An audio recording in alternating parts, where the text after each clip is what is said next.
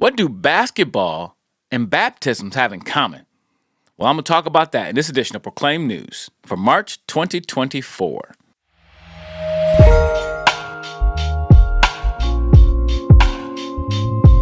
Thank you for joining me this edition of Proclaim News. We just give you an update about what's going on in Proclaim Ministries as we help you live for God by connecting faith and life. So what do baptism, what does basketball and baptism have in common?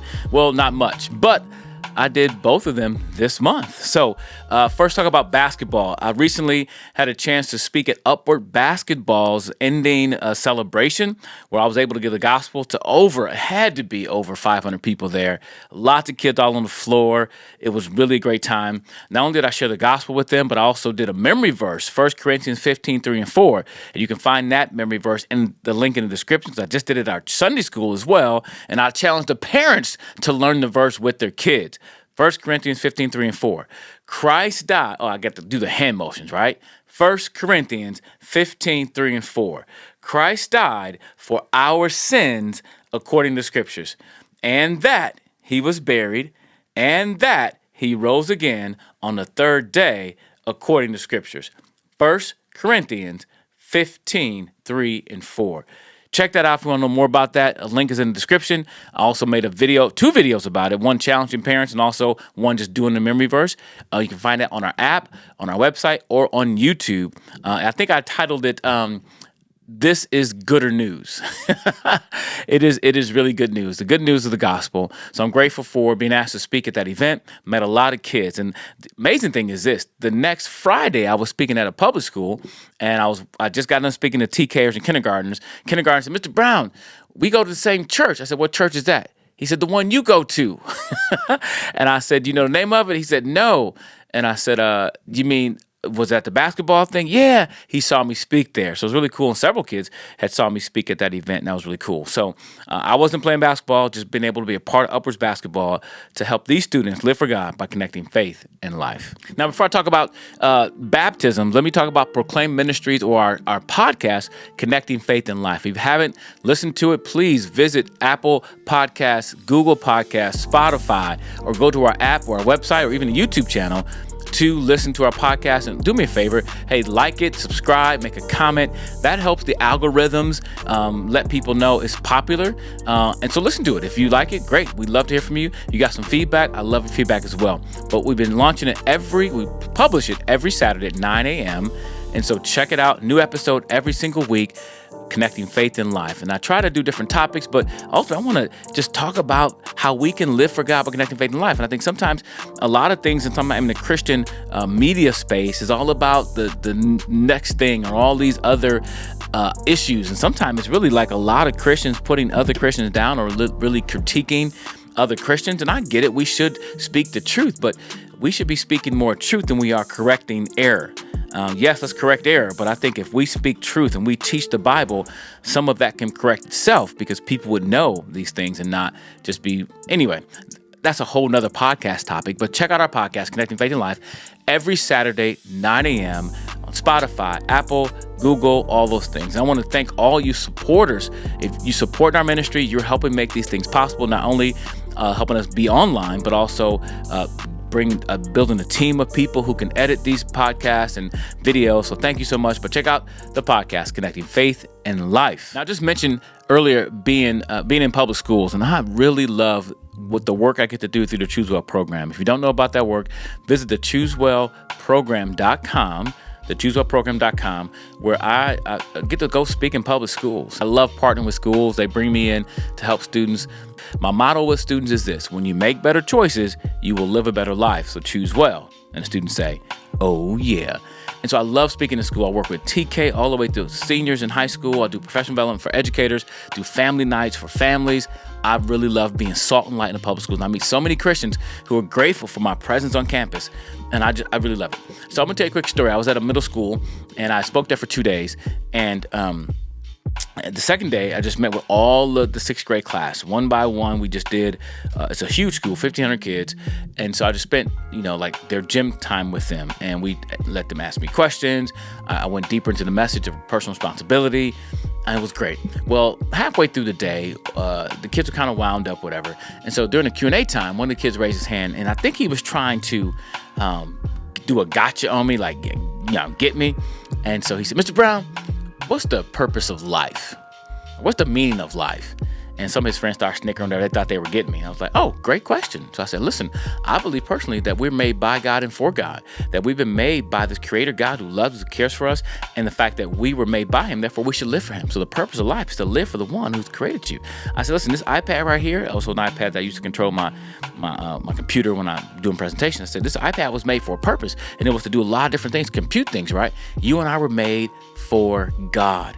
And I believe that. So everything I do is to honor God, to live for God, honor him. Even what I'm doing today, speaking, honoring God this. When I love my wife and take care of my kids, I am honoring the one who made me. So I think the purpose of life is to live for the one who created you, who gave you life. And I think that's God.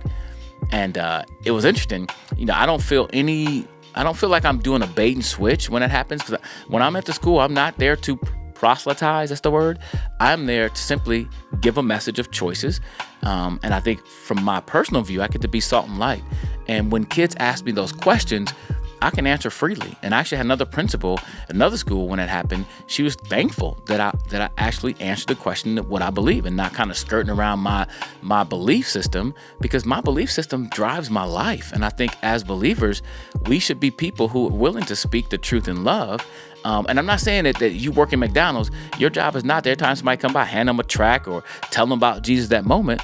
No, you should be working and serving meals and doing your job, honoring your boss, work as unto the Lord, doing that job. But at the same time, when those things come up, I think we should be able to speak honestly and openly about what we believe. And so I really love doing that. That's not the first time it happened. It won't be the last time it happened. But I'm just grateful to be able to be there, because proximity matters. It's one thing to stay outside the schools and be like, hey, schools are bad, schools are bad. And there's some bad things going on in schools today. But if I get to be there and be around students, they can see something different and hear something different by interacting with me. So I'm grateful for the opportunity. So if you don't know again about the Choose Well program, visit the choosewellprogram.com. Find out more. Maybe we can come to one of your local schools to help them make better choices to live a better life. Now let's talk about baptism. We started talking about basketball and baptism. Well, baptism has not much to do with basketball, but I got to do both this over this last month. And the baptism was a surprise baptism because I didn't know I was going to be doing it. So I missed 2 Sundays in church because I was speaking at our youth retreat for our youth one Sunday. The next Sunday I was in South Dakota speaking at some schools. Well, I get back to church, and my family, we go to the 8 o'clock service. We have 3 services at our church, 8 o'clock, 9:30, and 11:15. And so we typically go together as a family at 8. I serve in the kids ministry at 9:30. Sophia goes youth group. Evan comes with me to Sunday school. And then Sophia helps with the Sunday school class at 11:15. And I'm also helping with them right now. Eventually, I'll be working with the youth at 11:15. Anyway, we're there after the first service. The worship pastor and his wife come up to me, and his wife said, hey, Lainey is getting baptized today, and she wanted to know if you would stand up there with her. And I'm like, yeah, that's a privilege. Yes, I'll go. I'll do. That's fine. But as I thought about it more, I was like, man, my kids, I'm the only one working with my kids in 2nd, 3rd grade today. And so, well, I'll just bring my kids down. Well, long story short, ended up all the kids start coming down. All the teenagers were down. So the entire church was there for these baptisms. I thought was a beautiful thing. We weren't all in seats. We were on floors. It was just jam-packed. But it was a beautiful thing to see these people get baptized, see other kids get baptized. And so a few baptisms took place. It was a grandma who got baptized and another teenager. And then it was Lainey's turn. And so Lainey turned, one assistant pastor looked at me and said, hey, come on up. So I went up, and he handed me the mic. I'm like, what? Like, I thought I was going to stand up there with the rest of the family in support of her getting baptized, but apparently I was going to do the baptizing with her dad. So me and her dad baptized. And the funny thing about Lena, I love her, but we have this hot, cold relationship where one minute she's cold toward me, won't give me a hug. Next minute she's hugging me and hanging out. But you know what? I think I've learned a lot from those kind of relationships.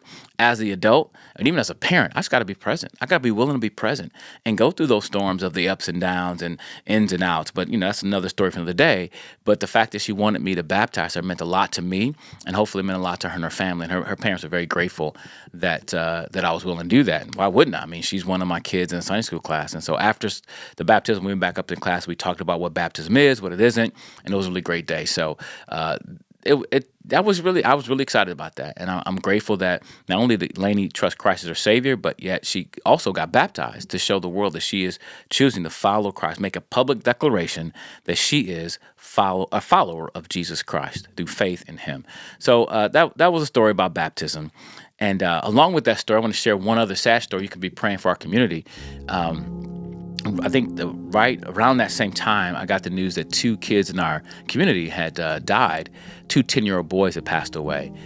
They were camping together with their families, and a landslide happened, and 2 of the boys ended up losing their lives.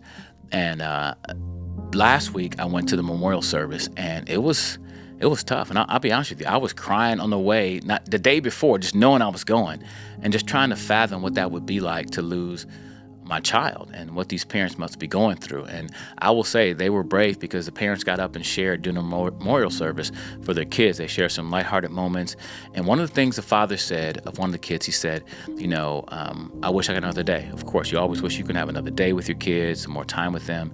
He said, but I'm glad it wasn't just 5 years. I'm glad it wasn't just 7 years. I'm glad we had 10 years with my son. And I think he quoted, Job, when he said, the Lord gives and the Lord takes away, but blessed be the name of the Lord. And I think, man, it just that mindset and that attitude. Is it easy? No. And I thought the pastor that did the service did a good job too. Not trying to give answers, not trying to give these Christianese answers. He said, I don't know why. I don't know. I can't make sense of it. But we can turn to God. We can turn to God in our disappointments and our heartaches and our pain. And that memorial service really just impacted me in what I do, and it brought more seriousness, I guess. I don't want to say seriousness like I wasn't serious about my work, but more, I don't know, just a different mindset, or it reminded me of the brevity of life, that we have this time that God has given us, and we need to take more. I need to personally take advantage of every opportunity God has given me. To be with my kids, to be with my wife, to serve my community, to serve the Lord in everywhere I can. Doesn't mean I become so fixated I'm not good for anything leisurely, because I think we need some leisure time. We need some downtime to think and to process and even enjoy God's great earth and God's great gifts He's given us. And one of those gifts is sleep. I need to sleep more, right? To rest the body, so when I'm working, I can work harder. But it just brought perspective. So from that baptism to a burial, I didn't include the burial part, but it helps me just remember that God is good, God is gracious. At the same time, we need to use every opportunity. And so I want to say thank you for supporting this ministry and giving me the opportunity, supporting the opportunities I have to help people live for God by connecting faith and life, whether we're producing content for kids, for teenagers, for adults, the thoughts of the days, the memory verses, the podcast, all the things that we do and want to do more of, even the Bible teaching series, even started doing videos for men. And I'm excited about that, because there's some unique things that the men kind of deal with, but I'm a man and I can speak to some of those. And so I've created some more men's teaching. We'll create more of them.